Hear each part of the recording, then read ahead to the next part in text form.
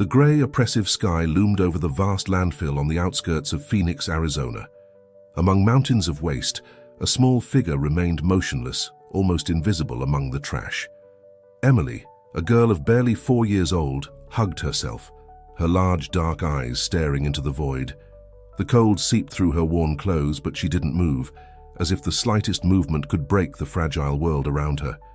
Hours passed, and the sun began to set on the horizon, tinting the sky with reddish hues that contrasted with the gray of the garbage. Emily didn't know how long she had been there, or how she had arrived. Her memories were blurry, fragments of a life that seemed to belong to someone else.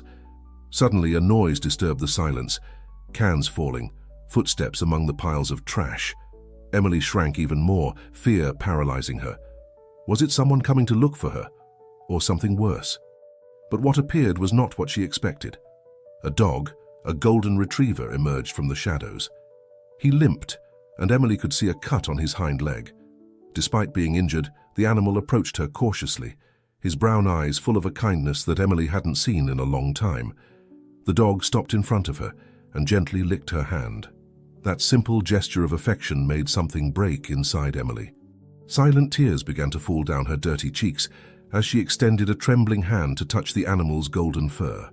"Hello," she whispered, her voice hoarse from disuse. The dog wagged his tail in response, moving closer to her. As night fell over the landfill, Emily and her new friend curled up together. The dog's warmth pushed away some of the cold, and for the first time in days, Emily felt she wasn't completely alone. In the distance, city lights flickered, a reminder of the world that kept turning beyond the mountains of garbage. But for Emily, at that moment, her world was reduced to her and the dog that had appeared out of nowhere to keep her company. What Emily didn't know was that her encounter with the dog was just the beginning. In the following days, her life would take an unexpected turn, full of challenges, but also of hope. The landfill, which until now had been a place of abandonment and desperation, would become the stage for a story of love, courage, and redemption. As Emily fell asleep, curled up next to the dog, she couldn't imagine that she would soon find herself at the center of a series of events that would change not only her life, but the lives of all those around her. Fate had set its gears in motion, and nothing would ever be the same for the little girl abandoned in the Phoenix landfill. Dawn arrived slowly at the landfill, tinting the sky with pink and golden hues. Emily woke up disoriented for a moment until she felt the warmth of the dog's fur beside her. During the night, the animal had become her guardian, keeping her safe from the dangers lurking in the darkness. "I'm going to call you Buddy," Emily murmured, gently stroking the dog's head. The name came spontaneously, as if it had always been there, waiting for the right moment to be spoken. Buddy raised his head, his brown eyes fixed on Emily with a look that seemed to understand. He wagged his tail slowly, as if approving his new name. The noise of a truck approaching broke the stillness of the morning. Emily tensed, fear taking hold of her again. Buddy stood up, placing himself protectively in front of the girl. Two men got out of the truck, Jake and Mike, recyclable material collectors who worked at the landfill. Jake, a middle-aged man with premature wrinkles on his face, was the first to spot Emily and Buddy. "Mike, look!" he exclaimed, pointing to where they were. Mike, younger, and with an expression of constant concern, followed his companion's gaze. Is that a girl?" he asked, incredulous. The two men began to approach, but the treacherous terrain of the landfill made their progress difficult. Buddy started barking, warning the newcomers to keep their distance. Jake stopped, raising his hands in a gesture of peace. "It's okay, little one," he said softly. "We're not going to hurt you." But Emily didn't respond. She clung to Buddy's neck, her large, frightened eyes fixed on the strangers. Mike pulled on Jake's arm. "What are we going to do?" he whispered. "We can't leave her here, but we can't just take her like that either." Jake didn't respond immediately. His gaze was fixed on Emily, and a shadow of pain crossed his face. "She reminds me of my Sarah," he finally murmured, more to himself than to Mike. "Your daughter?" Mike asked, surprised. Jake never talked about his past. Jake nodded slowly. "I lost her years ago. An accident. I never forgave myself." As the men talked, Buddy stopped barking. He seemed to be evaluating the situation. his intelligent eyes moving from Emily to the newcomers. "We have to help her," Jake finally said, determination in his voice. Mike hesitated. "What if we get into trouble? We already have enough trouble surviving day to day." But before Jake could respond, Buddy took a step forward. With an evident limp, he began to walk towards the men, stopping halfway to look back, as if inviting Emily to follow him. Emily hesitantly stood up. Her legs were shaking after having been sitting for so long. She took one step, then another, her eyes always fixed on Buddy. Jake and Mike watched the scene, amazed. "It's as if the dog were guiding her," Mike whispered. "Sometimes," Jake replied with a lump in his throat, "angels come in the most unexpected forms." As Emily approached, guided by Buddy, the two men exchanged a look. They knew their lives were about to change forever. What they didn't know was how much, nor the challenges and secrets that awaited them on the road ahead. The sun was already high in the sky when Emily finally reached them. Buddy sat down beside her like a silent guardian. Jake knelt in front of the girl, his eyes full of a mixture of pain and hope. "Hello, little one," he said softly. "What's your name?" Emily looked at him for a long moment, before responding in a barely audible whisper, "Emily." And so, in the middle of a landfill on the outskirts of Phoenix, a story began that would intertwine the destinies of an abandoned girl, an injured dog, and two men with their own ghosts from the past. The midday sun fell mercilessly on the landfill, creating mirages on the horizon. Jake, Mike, Emily, and Buddy set out towards the city, each step a struggle against the unstable terrain and suffocating heat. Emily, still distrustful, walked close to Buddy, her small fingers buried in the dog's fur. Jake led the group, his eyes constantly scanning the path for hidden dangers. Mike brought up the rear, his expression a mixture of concern and determination. "Are you sure about this, Jake?" Mike asked quietly, so Emily couldn't hear him. "We don't know anything about this girl. What if someone is looking for her?" Jake stopped for a moment, turning to look at his companion. "And what if they're not, Mike? What if no one is looking for her? We can't leave her here." The silence that followed was interrupted by a muffled cry from Emily. The girl had tripped over a piece of rusty metal, falling to her knees. Buddy barked, alarmed, while Jake ran towards her. "Are you okay, little one?" he asked, kneeling beside Emily. The girl nodded, although her eyes were full of unshed tears. Jake noticed a cut on her knee, not very deep, but enough to worry him. "Mike, pass me the first aid kit," Jake requested. As Jake cleaned and bandaged Emily's wound, Mike observed the scene with a mixture of emotions. On one hand, he admired Jake's gentleness. On the other, he couldn't help feeling that they were getting into something bigger than they could handle. "There you go," Jake said with a smile, finishing placing the bandage. "You're very brave, Emily." For the first time since they found her, Emily gave a small smile. It was barely perceptible, but for Jake, it was like seeing a ray of sunshine breaking through the clouds. They resumed their journey, this time with Jake carrying Emily in his arms. Buddy walked beside him, limping but determined not to fall behind. As they advanced, Mike couldn't help but notice something strange. From time to time, he had the feeling that someone was watching them. He turned his head, scrutinizing among the piles of garbage, but saw no one. "Jake," he whispered, approaching his companion, "don't you have the feeling we're being followed?" Jake frowned, looking around. "What do you mean?" "I don't know," Mike admitted. "It's just a feeling, as if someone were watching us." Just then, Buddy stopped, his ears erect and his body tense. He growled softly, looking towards a point in the distance. Jake and Mike followed the dog's gaze, and for an instant, they thought they saw a figure moving among the debris. But as soon as it appeared, it vanished. "What was that?" Mike asked, his voice barely a whisper. Jake held Emily tighter against his chest. "I don't know, but we'd better move faster." As they approached the limits of the landfill, the feeling of being watched intensified. Buddy remained alert, occasionally growling towards the shadows. Finally, they reached a clearer area where the terrain began to stabilize. Jake put Emily down, allowing her to walk on her own. "Where are we going?" the girl asked, her voice barely audible. Jake and Mike exchanged glances. They hadn't thought beyond getting Emily out of the landfill. "To a safe place," Jake replied, trying to sound confident. But as the sun began to set, tinting the sky orange and red. The two men realized they were entering unknown territory, not only physically but also in terms of the decisions they were making. What would they do with Emily? How would they explain her presence? And more importantly, who was the mysterious figure that seemed to be following them?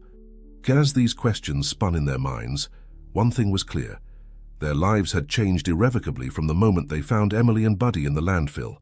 What they didn't know was that this was just the beginning of a series of events that would test their courage, their compassion, and their ability to believe in miracles. Twilight enveloped Phoenix when Jake, Mike, Emily, and Buddy reached the outskirts of the city. Lights began to flicker in the windows of houses, creating an unsettling contrast with the darkness they were leaving behind. "What now?" Mike asked, his voice tinged with anxiety. "We can't just show up with a girl and an injured dog without raising suspicions." Jake ran a hand over his tired face. "I know someone who might be able to help us. An old friend, Sarah. She works at a community clinic not far from here." As they walked through the peripheral streets, avoiding the more crowded areas, Emily clung to Jake's hand. Buddy, despite his limp, maintained a steady pace beside them, his eyes alert to any suspicious movement. They arrived at a small clinic with a faded red cross on the door. Jake knocked softly, nervously looking around. The door opened, revealing a middle-aged woman with tired but kind eyes. "Jake," she asked, surprised. "What are you doing here and who are they?" "Sarah, we need your help," Jake replied, his voice low and urgent. "It's a long story, but this girl and this dog need medical attention." Sarah looked at Emily and Buddy, then at Mike, who remained a step behind, clearly uncomfortable. After a moment of hesitation, she opened the door wider. "Come in, quickly." Once inside, Sarah examined Emily and Buddy. The girl had some scratches and was dehydrated, but otherwise seemed to be physically fine. Buddy needed stitches on his hind leg, but Sarah assured them he would recover completely. As she tended to her patients, Sarah couldn't help but ask questions. "Jake, where did you get this girl from, and the dog?" Jake and Mike exchanged glances before Jake answered. "We found them in the landfill, Sarah. Emily was alone, abandoned. We couldn't leave her there." Sarah let out a sigh. "I understand your heart, Jake, but this is complicated. You can't just take a girl like that." "I know," Jake admitted, running a hand through his hair, "but something tells me this is the right thing, that we must help her." As they talked, Mike noticed that Emily was watching them attentively, her large dark eyes full of wisdom beyond her years. "There's something else," Mike added, speaking for the first time since they entered the clinic. "We think someone was following us in the landfill, a mysterious figure." Sarah frowned. "That sounds dangerous. Do you have any idea who it could be?" Before they could answer, Buddy started barking, looking towards the window. Everyone froze, listening. For a moment it seemed like footsteps could be heard outside, but then everything went quiet again. "You can't stay here," Sarah finally said. "It's too risky. But I know a place where you could be safe for a while. An old house that belonged to my family on the outskirts. No one has used it in years." As Sarah gave them directions and handed them a key, Jake couldn't help but notice the distant look in Mike's eyes. "Are you okay?" he asked quietly. Mike took a moment to respond. "It's just that all of this reminds me of something that happened years ago. Something I've tried to forget." Before Jake could inquire further, Sarah returned with a bag full of medical supplies and some food. "This will help you for a few days, but Jake, Mike, you need to think of a long-term plan. You can't keep Emily hidden forever." As they prepared to leave, Emily approached Sarah and, to everyone's surprise, hugged her. "Thank you," the girl whispered. The gesture moved Sarah, who had to blink to hold back tears. "Take care of yourselves," she said, looking at each of them.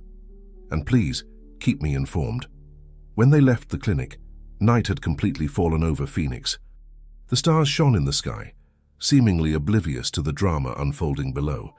As they walked towards their temporary refuge, Jake couldn't help but feel they were on the edge of something big, something that would change their lives forever. What he didn't know was how true that intuition would prove to be, nor the secrets and dangers that still awaited them on the road ahead. The house Sarah had directed them to was on the outskirts of the city, surrounded by trees and hidden behind a weathered wall.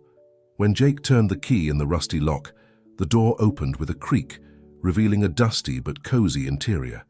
Home, sweet home, Mike muttered with a touch of irony as they entered. Emily, still clinging to Buddy, looked around curiously. It was evident that no one had lived there for a long time, but to the girl who had spent days in a landfill, it seemed like a palace. Jake began to explore the house, looking for a suitable place for Emily to sleep. He found a small room with a single bed and smiled. "Look, Emily," he called, "you can rest comfortably here." While Jake was busy settling Emily in, Mike stayed in the main room, his mind clearly elsewhere. Buddy, noticing his unease, approached and rested his head on Mike's knee. "You're a good boy, aren't you?" Mike said, petting the dog. "If only everyone had your loyalty." Jake returned to the living room, noticing his friend's pensive expression. "Mike," he began, sitting across from him, "earlier you mentioned that all this reminded you of something. What happened?" Mike sighed deeply, as if gathering strength to speak. "Years ago," he began, "I had a younger sister, Lily. We were very close despite the age difference." Jake listened attentively, aware that Mike had never spoken about his family before. "One day," Mike continued, his voice breaking slightly, "Lily disappeared. She simply didn't return from school. We spent months looking for her, but we never found her." "I'm so sorry," Jake said softly. Mike nodded, lost in his memories. "Seeing Emily, it's like the past coming back. I couldn't help Lily, but maybe I can do something right this time." As they talked, they didn't notice that Emily had approached silently, listening to the conversation. The girl walked up to Mike and, to the surprise of both men, hugged him. "Don't be sad," she said in her little voice. "Buddy says everything will be okay." Mike, moved by the gesture, hugged Emily back, his eyes moist. Jake watched the scene, feeling that something was changing in all of them. Suddenly Buddy became alert, his ears perked up. A noise outside caught everyone's attention. Jake cautiously approached the window, slightly pulling back the curtain. In the darkness, he could make out a figure moving among the trees. "Someone's out there," he whispered. Mike immediately stood up, placing himself protectively in front of Emily. "Do you think they followed us?" Before Jake could answer, there was a knock at the door. Everyone froze. "Who is it?" Jake asked, his voice tense. A female voice responded. "I know you have the girl. Please, I need to talk to you." Jake and Mike exchanged worried looks. Who was this woman? How had she found them? "Don't open," Emily whispered, clinging to Buddy. "It's her." "Her?" Jake asked, confused. "Do you know her, Emily?" The girl nodded slowly, fear reflected in her eyes. "She's the woman from the landfill, the one who left me there." This revelation fell like a bomb in the room. Jake and Mike now faced a crucial decision: open the door and confront this mysterious woman, or keep her out and protect Emily. Buddy growled softly, his gaze fixed on the door. The tension in the room was palpable as they waited, not knowing what to do. Finally, Jake made a decision. "I'm going to open it," he said. "But Mike, take Emily to the room. Keep her safe." As Mike guided Emily and Buddy towards the bedroom, Jake approached the door. With his heart beating loudly, he turned the knob, prepared to face whatever was on the other side. What he found upon opening the door was not what he expected. A middle-aged woman, her face marked by fatigue and worry, stood before him. Her eyes, filled with tears, locked onto Jake's. "Please," she said, her voice breaking. "Let me explain. I'm not who you think I am." And so, with these words, a new chapter opened in Emily's story, one that promised to reveal buried secrets and change the course of their lives forever. Jake stood motionless for a moment, evaluating the woman in front of him. Finally, with a mixture of caution and curiosity, he stepped aside.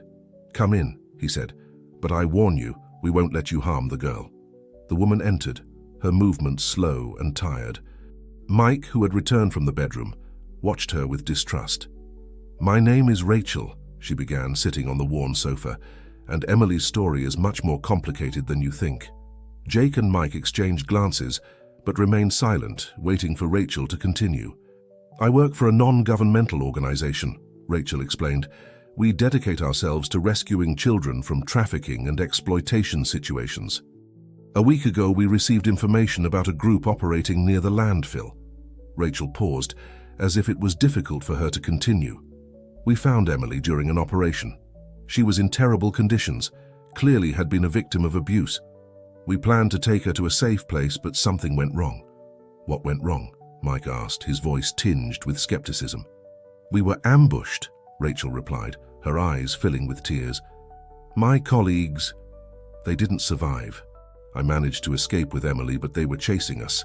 I made a desperate decision to hide her in the landfill temporarily, intending to come back for her once it was safe. Jake frowned. Did you expect us to believe that abandoning a child in a landfill was the best option? Rachel lowered her gaze. I'm not proud of it, but at that moment, I thought it was the only way to keep her safe.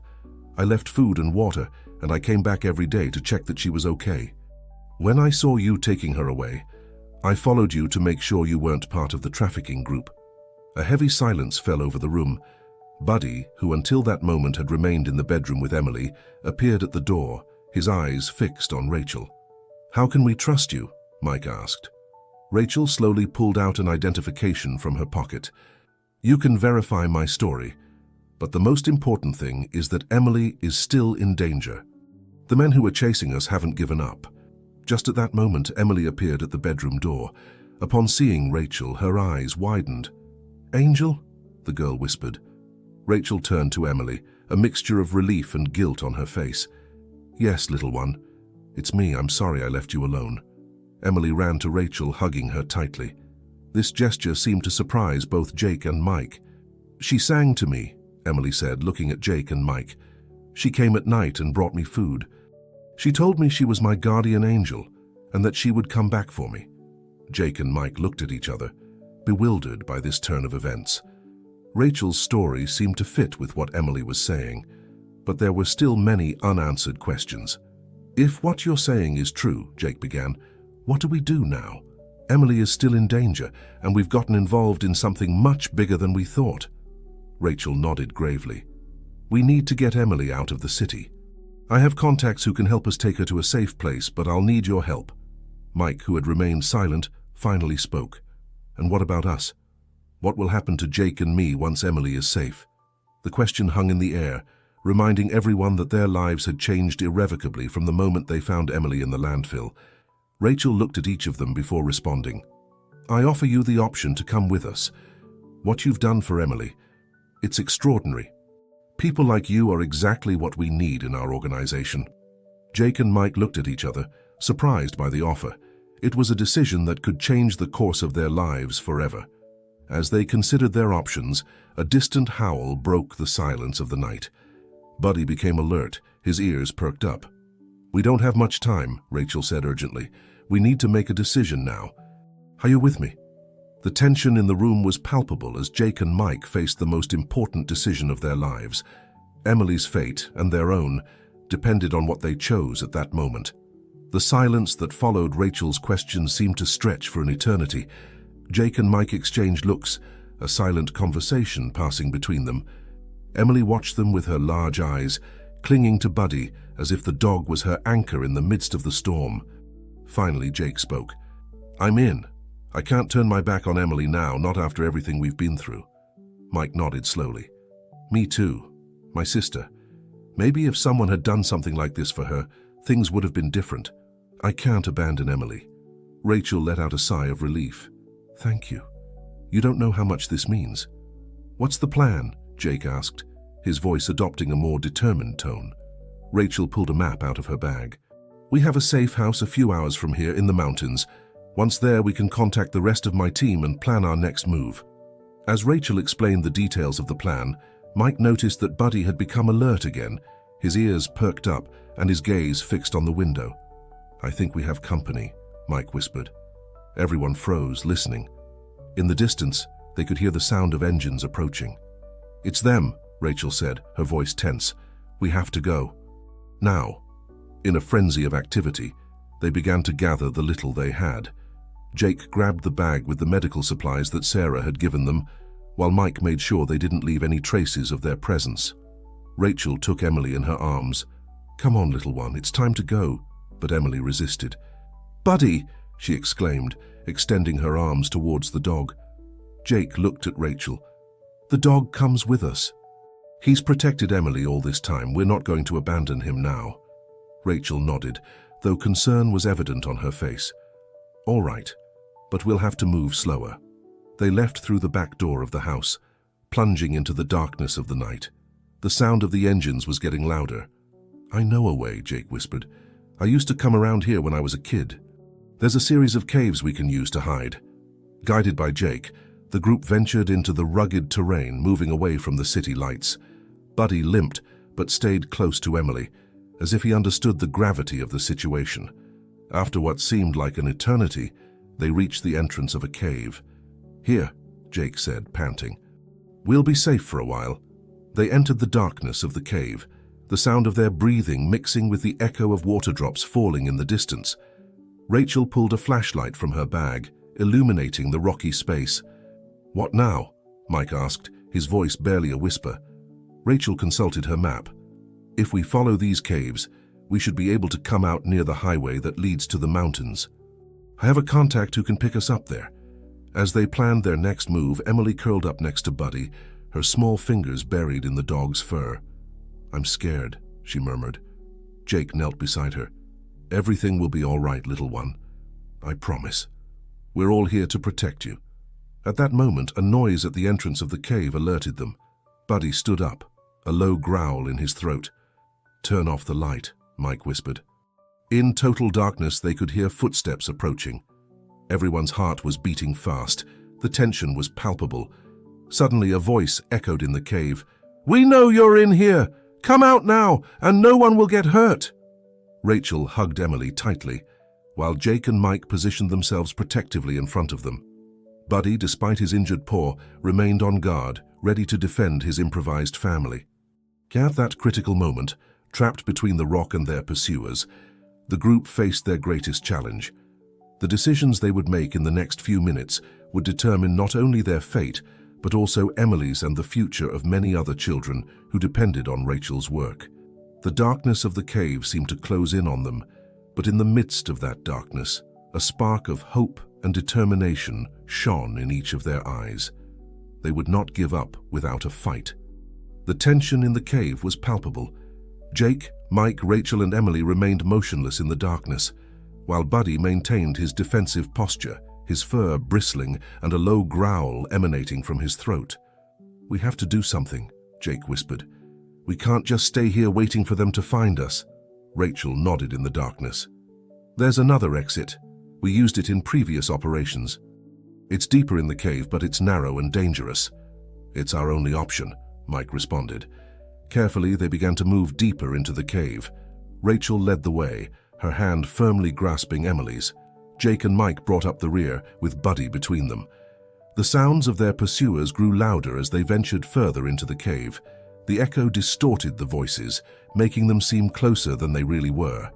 Suddenly, Emily stumbled, letting out a small cry. The sound reverberated off the cave walls. Over there, shouted a voice from the entrance. Run, Rachel urged. The group accelerated their pace, moving as fast as they could in the darkness. The light from their pursuers' flashlights began to illuminate the walls behind them. They reached a point where the cave narrowed considerably. It's here, said Rachel. We have to go through one at a time. Jake helped Emily go first, followed closely by Buddy. Rachel was next.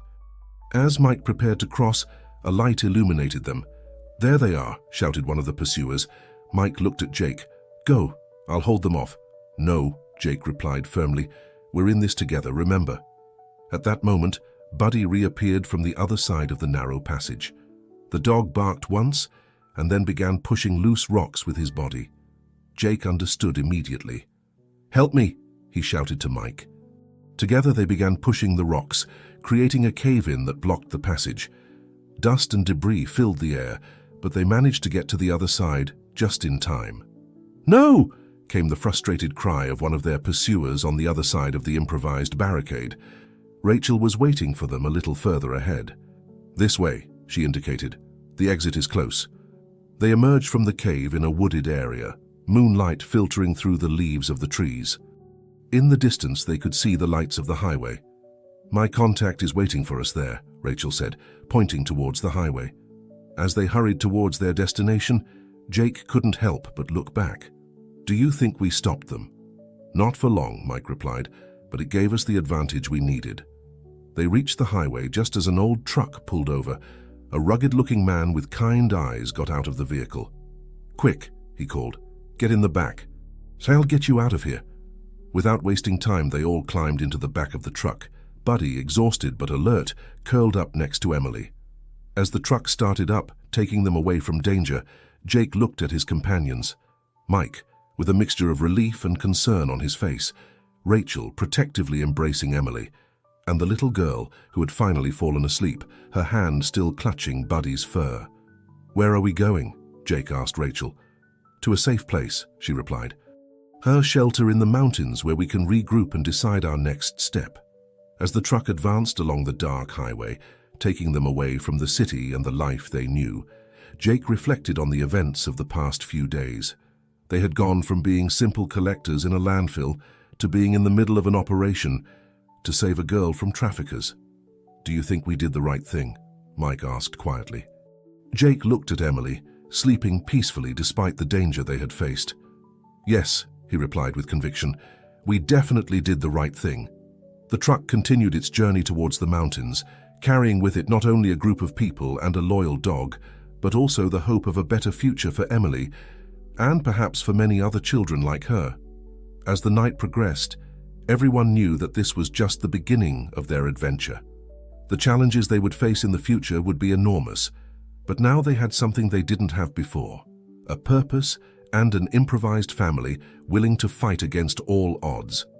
Dawn found the group exhausted, but relieved, as the truck wound its way up a mountain road. The first rays of sun painted the sky in shades of pink and gold, a stark contrast to the darkness of the night they had left behind. After hours of travel, the truck finally stopped in front of a rustic wooden house hidden among the trees. The driver, who had introduced himself as Tom, signaled for them to get out. "Welcome to Hope Haven," Rachel said as she helped Emily down from the truck. "We'll be safe here for a while." Jake and Mike looked around in amazement. The place seemed like something out of a storybook, with its well-tended garden and the sound of a nearby stream. An older woman came out of the house to greet them. Her face was marked by the years, but her eyes shone with warmth and compassion. "Rachel, thank God you're safe," the woman said, hugging Rachel. Then she turned to the others. "I'm Martha. Welcome to our shelter." As Martha guided them into the house, Buddy limped along beside Emily, refusing to separate from her even for a moment. "First, you all need to rest," Martha said. "There are rooms prepared upstairs. Afterwards, we can talk and plan our next move." Exhausted from the previous night's adventure, everyone appreciated the opportunity to rest. Jake and Mike shared a room, while Rachel stayed with Emily and Buddy in another. Hours later, when the sun was high in the sky, they gathered in the kitchen. The aroma of freshly brewed coffee and warm bread filled the air. "Now," Rachel began, "we need to decide what to do next. The men who are chasing us won't give up easily." Jake nodded. "What do we know about them? Who are they exactly?" Rachel sighed. "They're part of a child trafficking network that operates throughout the region. They have connections at high levels, which makes them difficult to catch." "But not impossible," Martha added. "We've been working for years to dismantle their operation, and every child we save is a victory." Mike, who had been quiet until then, spoke up. "My sister. Do you think she could have been a victim of this same network?" The silence that followed his question was deafening. Rachel finally responded, "It's possible, Mike. Many missing children end up in their hands." Determination shone in Mike's eyes. "Then we have to stop them, not just for Emily, but for all the children who have suffered because of these monsters." Jake put a hand on his friend's shoulder. "I'm with you, brother. But how can we help? We're not trained agents or anything like that." Rachel smiled. "You have something just as valuable, courage and compassion. Plus, you know the streets and the slums better than any of our agents. That information can be crucial." Martha nodded. "Every person has a role to play in this fight. Sometimes heroes come from the most unexpected places." As they discussed strategies and shared information, Emily played in the garden with Buddy. The girls' laughter, clear and pure, reached them, a reminder of why they were fighting. "There's something else you should know," Rachel said, her tone becoming serious. "The organization I work for, It's not just a common NGO. We have connections with international agencies and resources that go beyond what you can imagine. If you decide to join us, your lives will change forever." Jake and Mike exchanged glances. It was a decision that would change the course of their lives, taking them away from everything they knew. But looking at Emily playing outside, they both knew there was no turning back. "We're in," Jake said, and Mike nodded in agreement. Rachel smiled. "Then, welcome to the team. From now on, you're part of Operation Guardian Angel." As the day progressed, the group began to plan their next move. They knew the road ahead would be difficult and dangerous, but they also understood that what they were doing was bigger than themselves. In the garden, Buddy raised his head, as if sensing the change in the air. His gaze met Jake's, and in that moment, both seemed to understand that they were on the brink of something big, something that would change not only their lives, but those of many others. The adventure that had begun in a Phoenix landfill was now expanding, becoming a mission that would take them to places they had never imagined. And at the center of it all was Emily, the girl who had united their destinies in ways none of them could have foreseen. A year had passed since that night in the cave. Hope Haven, once a well-guarded secret, had become the operations center for a movement that was changing lives throughout the region. Jake found himself on the porch of the house watching the sunset. His face, once marked by the harshness of life on the streets, now showed a serene determination.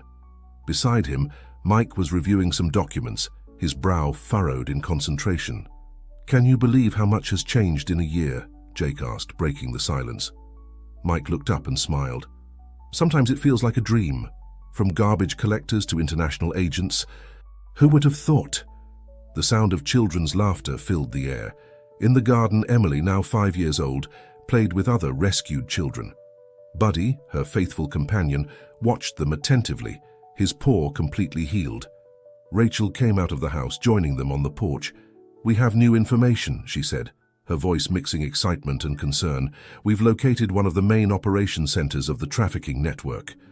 It's on the border with Mexico." Jake and Mike exchanged glances. They knew what that meant, another dangerous mission. "When do we leave?" Mike asked. "Tomorrow at dawn," Rachel replied. "The team is already being briefed." At that moment, Martha came out carrying a tray with cups of coffee. "Before you immerse yourselves in the mission details, take a moment to reflect on how far you've come," she said with her characteristic wisdom. As they shared the coffee, each sank into their thoughts. Jake remembered the first time he saw Emily in the landfill, small and scared. Mike thought of his lost sister and how, although he never found her, he had found a purpose in helping other children. Rachel reflected on how this unlikely group had become one of the most effective teams she had ever known. The next morning, as they prepared to leave, Emily approached them. "Are you going to save more children like me?" she asked, her eyes large and hopeful. Jake knelt in front of her. "Yes, little one. That's exactly what we're going to do." Emily hugged each of them. "Take care of Buddy," she said, pointing to the dog who would accompany them on the mission. "He'll protect you like he protected me." As they climbed into the vehicle that would take them to their next mission, Jake looked back. He saw Emily standing next to Martha, waving.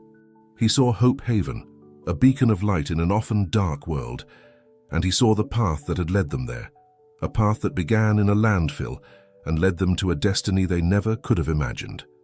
The vehicle started up, taking them towards their next challenge. In the back seat, Buddy settled in, ready for whatever came. Jake, Mike, and Rachel exchanged determined looks. They knew what they were doing was dangerous, but they also knew it was necessary. As they advanced along the mountain road, Jake thought about all the lives they had changed in the last year. Emily's, his own, Mike's, even Buddy's. But more importantly, he thought about all the lives they could still change. The sun rose on the horizon, illuminating the road ahead of them. It was a new day, full of dangers but also of possibilities. And as the vehicle accelerated towards its destination, Jake knew with certainty that no matter what they faced, they would face it together. The adventure that had begun with a chance encounter in a landfill now extended into the future, promising more challenges, more dangers, but also more hope, more. Because at the heart of their mission was the belief that every child deserved a guardian angel, whether in the form of a loyal dog, a compassionate stranger, or a team of people determined to make a difference. And so, as Hope Haven disappeared in the distance, Jake, Mike, Rachel, and Buddy headed towards their next mission, carrying with them the strength of their shared experiences and the promise of a better future for the children who were still waiting to be saved. The circle that had begun with Emily now expanded, touching more lives, creating more stories of hope and redemption. And although the road ahead was uncertain, one thing was clear: the adventure was far from over.